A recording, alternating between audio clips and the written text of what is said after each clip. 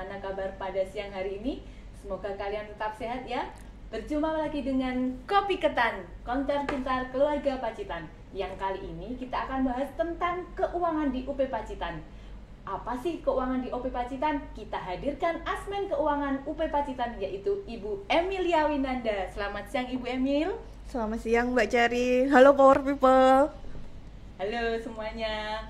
Baik, sebelum kita masuk ke konten kita pada siang hari ini, alangkah baiknya kita baca pantun dulu ya teman-teman. Sopir kereta namanya masinis. Cakep. Sopir kapal namanya nahkoda. Cakep. Hai pemirsa yang manis. Cakep. Ngobrol bareng yuk sama Mbak Emilia. Selamat siang Mbak Emilia. Ya, selamat siang Mbak Cari. Gimana keadaannya pada siang hari ini? Alhamdulillah hari ini kita baik-baik saja. Saya maksudnya. Oh, ya, Gimana Mbak Cari? Alhamdulillah juga baik-baik Mbak. Ini kayaknya cuacanya cerah, saya juga jadi cerah ini. Iya. Bertemu sama Mbak Emil ya. Oh iya, ini Mbak Emil. Mbak Emil ini adalah salah satu wanita ya, satu-satunya wanita di NP ini. Dari NP ya gitu ya. Iya. Iya. Kalau yang di UP Pacitan Nah, ya yang Mbak. di UP Pacitan ya.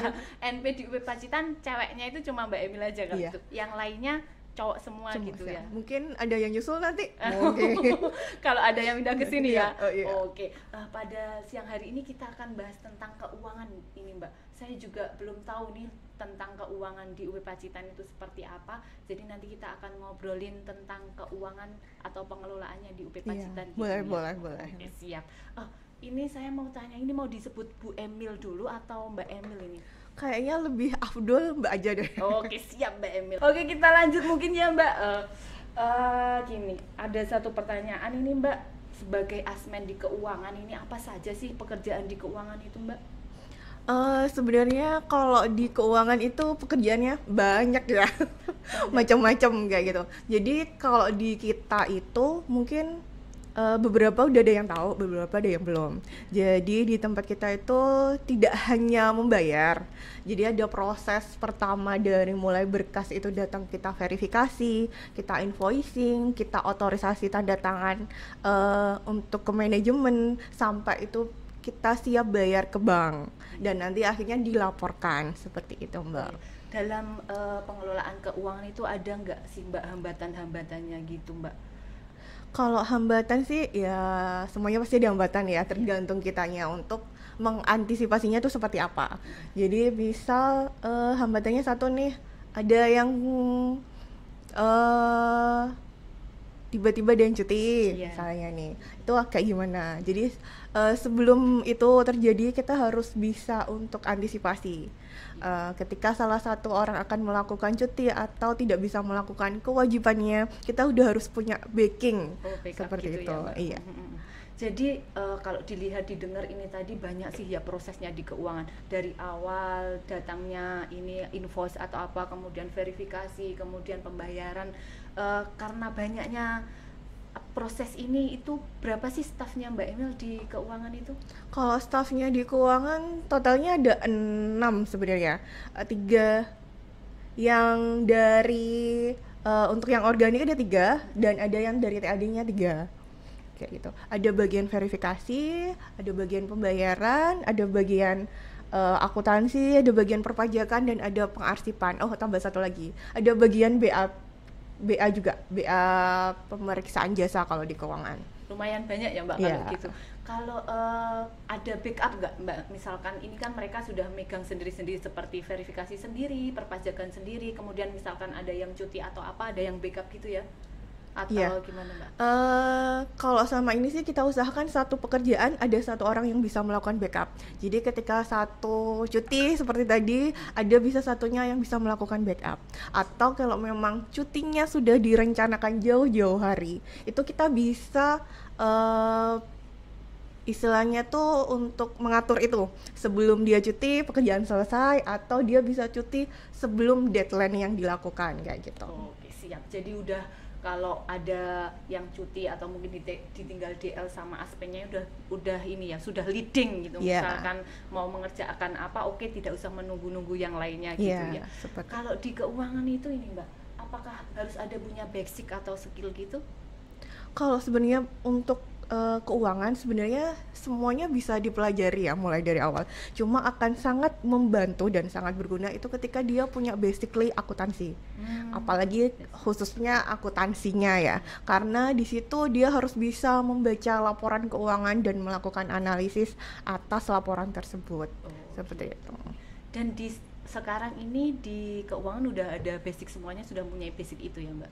Kalau di keuangan kebetulan untuk yang basically akuntansi hanya staf akuntansi sama saya sendiri. Oh, jadi yang lainnya gimana ini? Ada backup ada ini ya apa namanya skill-skill yang mereka punya, tapi mereka juga mengembangkan skill itu. Mereka mengembangkan saat melakukan itu. Jadi learning by doing ya. Ini lagi Mbak, saya juga pernah dengar ini Mbak Emil pernah pindah ke Pulang Puiso itu. Pulang Puiso itu dulunya unit yang memang baru, dan kalau bisa disebut Mbak Emil itu babat alas ya di sana. Iya. Mungkin boleh nih saya jelaskan atau saya pengalaman saya nih di keuangan itu seperti apa mungkin kayak gitu. Boleh, monggo. Jadi tuh sebelum di Pacitan saya udah melakukan beberapa kali pindah dari pengangkatan pertama. Saat on the job training itu posisinya penempatan di UP Brantas. UP Brantas ya. Pengangkatannya juga di sana. Di sana pertama kali diangkat saya sebagai staf akuntansi nih. Ya. Kemudian setahun kemudian tetap di UP Brantas tapi jadi staf keuangan. Oh iya. Jadi staf keuangan. Beda ya? Beda. Kalau dulu itu ada akuntansi sendiri. Jadi ada dulu tuh ada supervisor namanya. Kalau sekarang Asman ya. Kalau dulu ada supervisor akuntansi sendiri, ada supervisor keuangan sendiri kayak gitu. Cuma sekarang kan sudah digabung. Dan secara staffnya pun dulu ada keuangan sendiri, akuntansi sendiri kayak gitu. Iya.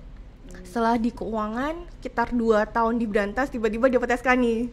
Tibalah dapat SK di Pulang Pisau. Itu gimana perasaannya? Itu unit baru. Saya sampai nangis tuh. Mau gimana? Bayangkan yang aneh-aneh mungkin ya.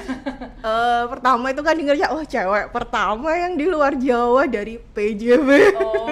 Mantap. Jadi iya. Jadi istilahnya tuh campur aduk gitu, nggak tahu di sana kayak gimana. Untungnya ada beberapa yang memang sudah kenal gitu kan di sana. Jadi it's okay lah kayak gitu. Dicoba dulu. Mau nggak mau dicoba sih kayak gitu. Di sana itu kebetulan masih unit baru. Istilah babat alas itu ya. Pertama kali datang ke sana itu memang kantornya aja belum jadi. Jadi kita masih pakai sewa tempat untuk tenaga-tenaga administrasi semuanya kayak gitu. Pengalamannya di sana apa Mbak ini yang Mbak Emil bawa ke Pacitan? Jadi di sana kan sudah babat alas, kemudian Mbak Emil banyak pengalaman, akhirnya dibawa ke Pacitan yang membuat Mbak Emil mungkin memberikan banyak lebih lagi di Pacitan gitu Mbak. Mungkin kalau di Pulpis itu kan kita memang melakukannya dari awal, jadi kita bisa set proses sesuai dengan aturan kayak gitu kan. Jadi mungkin yang saya bawa ke Pacitan kita untuk memperbaiki mungkin sesuai dengan aturan apa yang bisa saya perbaiki kayak gitu. Jadi di sini udah mulai settle gitu ya, maksudnya di Pulpis itu melakukan belajar, di sini lebih dicakkan lagi ilmu-ilmu yang di ini ya. Karena di sini di Pacitan itu kan udah jalan berapa tahun gitu kan, dari tahun berapa ya, 2013? Ya, 2013 saya pindah ke sini itu 2018. Udah settle kan, udah 5 tahunan ya. Jadi tinggal mungkin mana aja proses yang perlu diperbaiki. Kalau yang memang sudah baik kita lanjutkan, kalau yang memang ada perlu diperbaiki kita lakukan perbaikan. Oke, siap Mbak Emil. Kemudian ini apa lagi Mbak? Kalau di Pacitan itu kan beda nih mungkin ya dari unit-unit sebelumnya. Tantangan yang Mbak Emil yang Mbak Emi pernah rasakan di sini itu seperti apa Mbak, tantangan-tantangan? Secara pribadi atau pekerjaan nih? Dua-duanya boleh Mbak. Soalnya kalau pribadi jelas tempatnya jauh. Tempatnya jauh. Ini Jawa rasa luar Jawa gitu. Benar, ya? Jawa rasa luar Jawa. Soalnya tuh kayak gini, transportasi umum juga terbatas kayak gitu. Jadi kalau kemanapun harus istilahnya tuh terbatas juga kan kayak gitu. Yang kesulitannya sih itu. Kalau untuk yang di segi pekerjaan mungkin awal-awalnya agak kaget sama loadnya, karena yang awalnya di Pulpis yang unit baru itu loadnya kan masih kecil ya. kemudian ke Pacitan yang loadnya jelas sudah besar 2 sampai 3 kali lipat lah menurut Dari- saya pas pertama kali datang itu. Jadi mungkin agak pertama itu kita mulai kejar-kejaran lah istilahnya tuh, saya kejar-kejaran dengan load pekerjaan itu. Cuma untuk setelahnya alhamdulillah berkat kerja sama tim lancar. Ya, kalau menurut Mbak Emil timnya di sini itu gimana? Solid gitu nggak saling-saling? Oh gini power people ternyata, oh, mantap kalau gitu. Oke, baik untuk selanjutnya mungkin ini Mbak Emil, ada beberapa ketika kita kerja itu kita bersinggungan dengan orang lain atau mungkin yang disebut dengan stakeholder ya. Stakeholder di keuangan itu di mana aja itu Mbak? Kalau untuk stakeholder, untuk yang di keuangan, kalau di internal nih, di internal UP Pacitan, di internal PNNP ya. Iya. Kalau kita tuh sering bersinggungan dengan kayak bidang SDM, jadi bidang umum, bidang pengadaan. Kadang sampai HAR pun kita bersinggungan, sama engineering pun kita termasuk. Contohnya kalau untuk yang terkait dengan pengajuan pembayaran nih, itu kita sering sama pengadaan, SDM dan umum. Terkait dengan anggaran, kita sama dengan pemeliharaan, sama dengan engineering juga. Jadi Kayak gitu. berkolaborasi gitu Iya, ya. Ternyata Power People ada kolaborasi antara keuangan dengan hampir semua subbidang yang ada di Iya, Pacitan benar gitu sekali. ya. Secara tidak langsung besar kecilnya kita mesti ada berhubungan dengan bidang-bidang tersebut. Oh iya. Kalau untuk yang stakeholder di eksternal itu apa aja Mbak? Kalau di eksternal itu contohnya sama kalau kita tuh perpajakan dengan kantor pajak ya, KPP Ponorogo kalau yang di Pacitan, sama dengan Bank BNI juga. Bank BNI Pacitan juga, ya BNI Pacitan, sama mungkin ya vendor-vendor terkait tagihan Ya, gitu. terkait bagian itu. Ketika kita berhubungan dengan stakeholder internal maupun eksternal itu ada nggak sih tantangannya di dalamnya itu Mbak? Bagaimana kita harus menanggapi para stakeholder internal maupun eksternal itu seperti apa tantangannya Mbak? Sebenarnya tuh kalau yang internal mungkin tantangannya hanya kolaborasi kerjasama, istilahnya tuh kita bisa memberikan penjelasan yang mereka butuhkan agar mereka bisa menerima istilahnya inputan atau saran dari kita gitu aja sih. Kalau yang eksternal itu mungkin agak susahnya tuh kadang sistem yang di kita sama di mereka itu agak beda. Jadi istilahnya kita harus menjelaskan juga, mungkin solusinya pertama memang komunikasi ya, komunikasi yang baik antar internal maupun eksternal seperti itu. Oh satu lagi Mbak, ada yang kelupaan tadi. Untuk yang internal kita juga ada sama dengan kantor pusat. Oh ada kantor pusat Iya. Kalau yang di kantor pusat tuh kita lebih sering ke bidang finance. Ada terkait dengan anggaran, bidang treasury itu terkait dengan ini kebutuhan anggaran kas bulanan, istilahnya tuh uang yang kita butuhkan nih kayak untuk membayar tagihan-tagihan itu ke bidang treasury, sama dengan ke bidang akuntansi kantor pusat terkait pelaporannya kita seperti itu. Iya. Di sini udah dijelaskan sama Mbak Emil tadi bahwa ketika ada tantangan di stakeholder internal maupun eksternal, Mbak Emil juga sudah menyesuaikan dengan aturan-aturan yang ada di perusahaan. Dan menurut Mbak Emil selama ini hubungan atau kolaborasi dengan internal maupun eksternal itu sudah berjalan baik?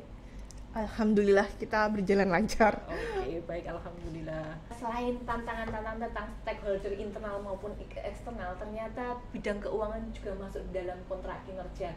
Jadi di dalamnya ada stream keuangan yang ada di dalam kontrak kinerja di UP Pacitan. Kalau menurut Mbak Emil, tantangan apa saja sih yang perlu dilakukan untuk mencapai targetnya konkinnya di keuangan itu, Mbak?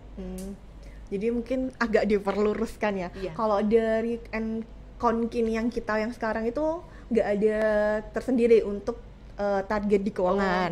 Cuma untuk yang terkait dengan kinerja hasil, kalau istilahnya itu kita terkait dengan realisasi anggaran. Jadi penyerapan anggaran yang telah sudah ditetapkan itu kita ikut memantau kan Mbak. Jadi seperti itu. Jadi kita harus memastikan nih anggaran yang diberikan itu terserap dengan baik di perusahaan seperti itu.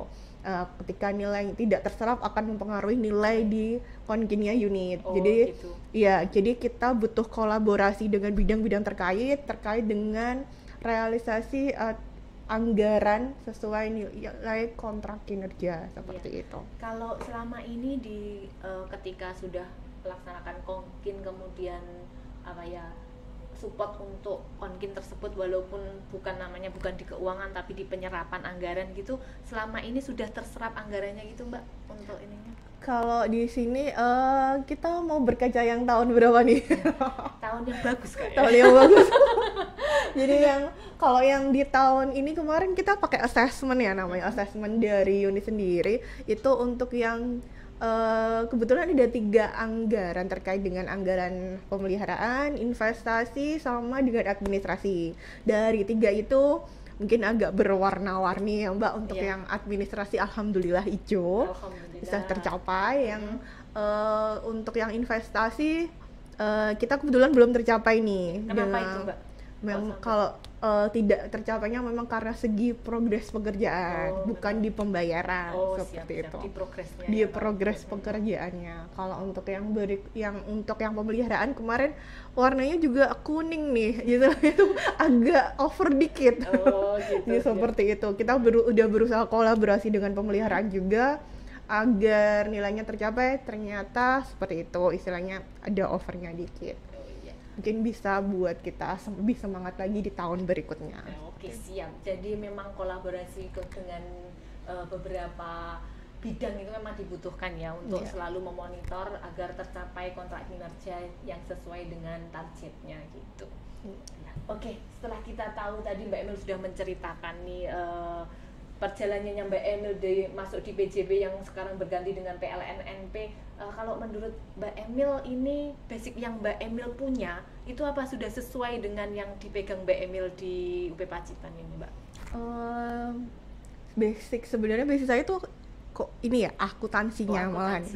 Basic kuliah akuntansinya, dan itu menurut saya memang sangat berguna dan memang sangat dibutuhkan karena memang dalam segi akuntansi pun semuanya diajarkan di kuliah, kayak itu dalam segi pembuatan laporan keuangan, untuk pembacaan laporan keuangannya juga. Jadi ya memang sangat berhubungan kayak gitu dan sangat membantu. Iya, jadi basic Mbak Emil yang sudah punya di kuliah itu juga sesuai dengan yang dilakukan di UP Pacitan gitu ya Mbak.